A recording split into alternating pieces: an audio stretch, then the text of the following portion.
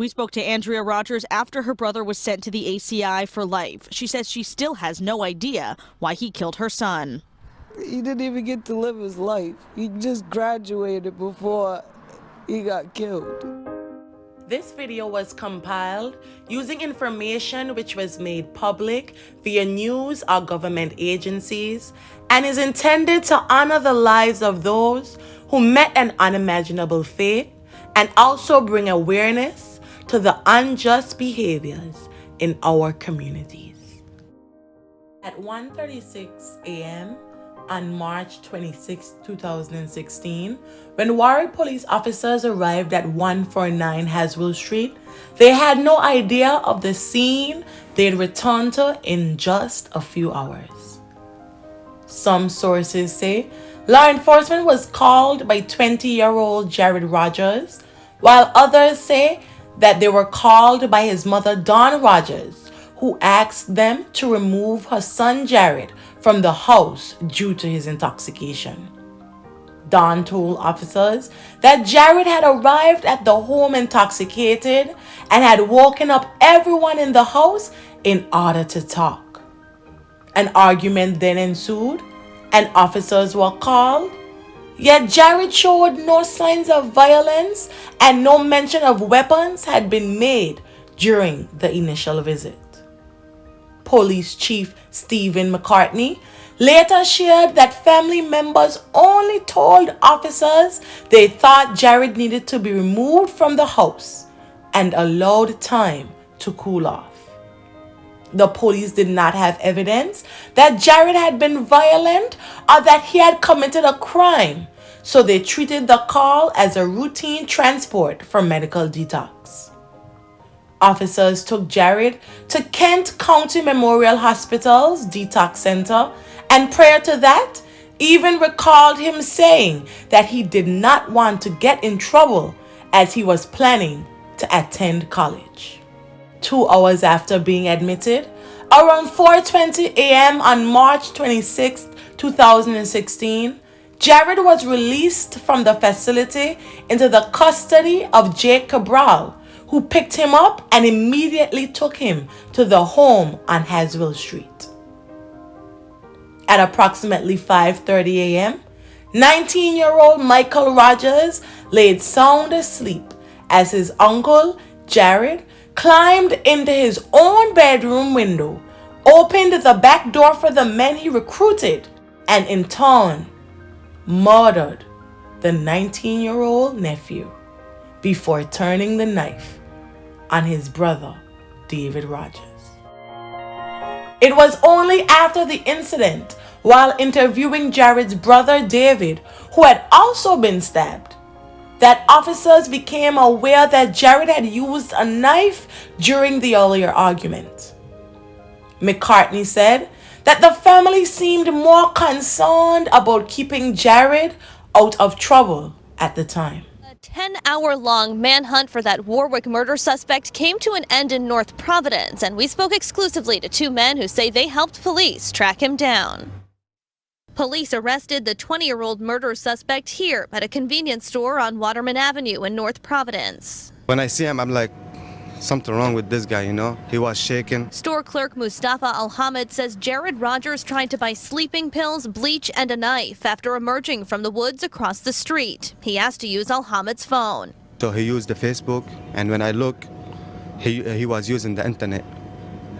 I think he was looking at the news of his name because he had a feeling. Police say Jared ran from the home only to appear roughly 10 hours later and 19 miles away in North Providence, where he approached Brandon Jones and asked to use his cell phone. I let him use my phone, and after that he was real suspicious. When Jones got the phone back, it rang. A Warwick police officer was on the line. And then he said, excuse me, sir, you are involved in a homicide. I said, no, I am not involved in no homicide. Jones told police about Rogers and where he was located. He said police arrived moments later and took Rogers into custody. You're Jared Rogers? Yes.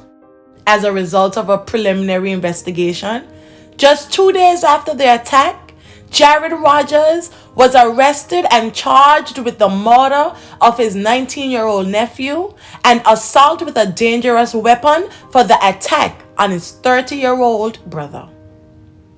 He was appointed a public defender and ordered to be held without bail at the time. However, a bail hearing was scheduled for April 11th, 2016. Warwick Police detectives soon learned of 3 men who were potential witnesses in the stabbings. Ultimately, they discovered that the men were directly involved in the murder and assault and were accomplices of Jared Rogers. 4 days after the gruesome murder, 18-year-old John Ingram of Cranston, Josu Murillo of Providence, and Andrew Sobin of West Warwick, both age 19, were each charged with murder and conspiracy to commit murder. The 3 men were arraigned at a Kent County courthouse and did not enter pleas as they were facing felony charges. An additional suspect, Jake Cabral, age 19 of Warwick, was being held on unrelated issues. However, he was also accused of assisting in the murder and assault and was charged with conspiracy to commit murder. On June 16, 2016, a grand jury indicted Jared, Andrew, Josu, and Jake on 1 count of murder, 1 count of conspiracy to commit murder, 1 count of assault with the intent to murder, and 1 count of conspiracy to commit assault with the intent to murder each.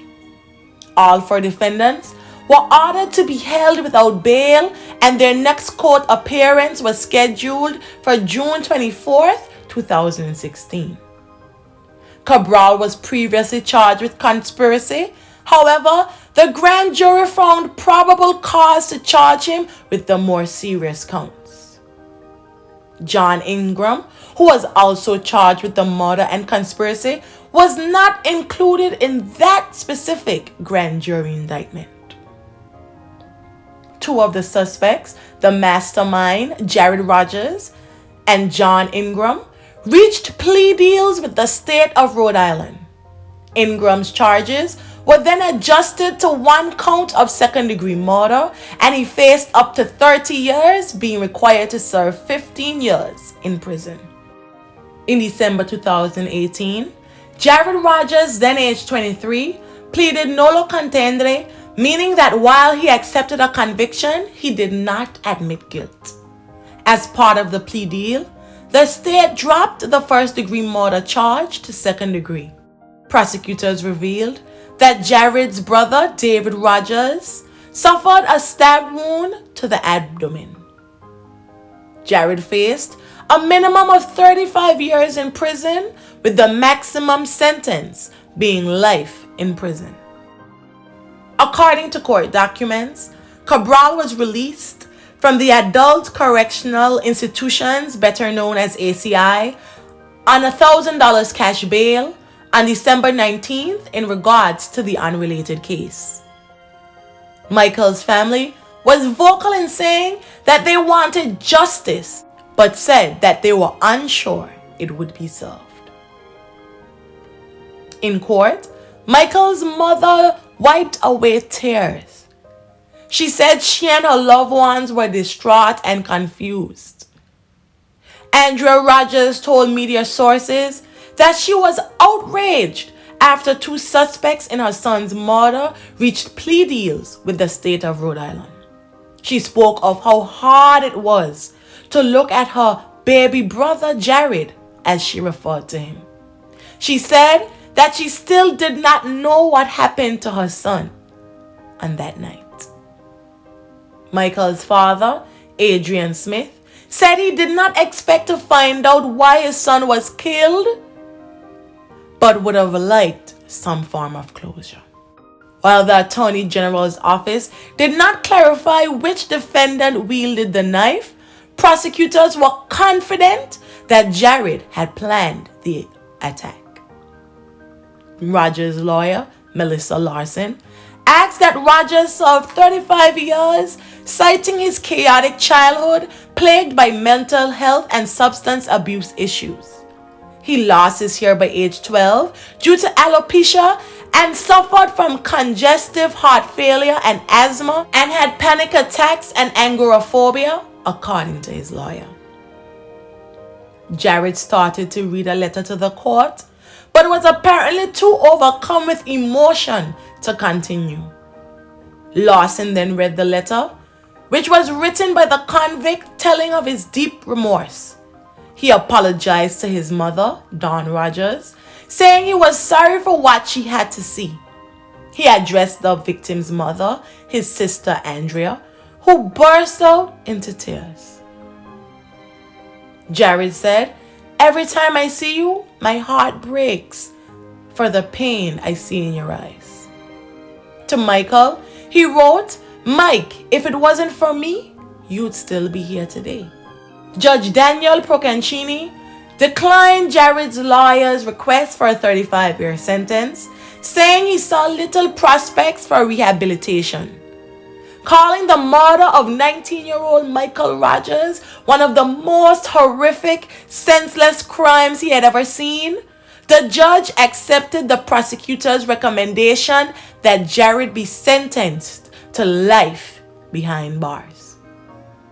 On March 13, 2019, 22-year-old Andrew Sobin was sentenced to 60 years in prison, with 50 years to be served and the remainder of the sentence suspended with probation. He received 10 years to be served concurrently on each conspiracy count and a 20-year concurrent sentence for attempting to murder David Rogers. Michael's aunt, Michelle Watts, yelled at Andrew in court and told him that it wasn't right that he was breathing. She further stated that she could never forgive him. Michael's mother, Andrea, expressed her confusion with the fact that Sobin had been persuaded to break into the house and fatally stab someone he had never met.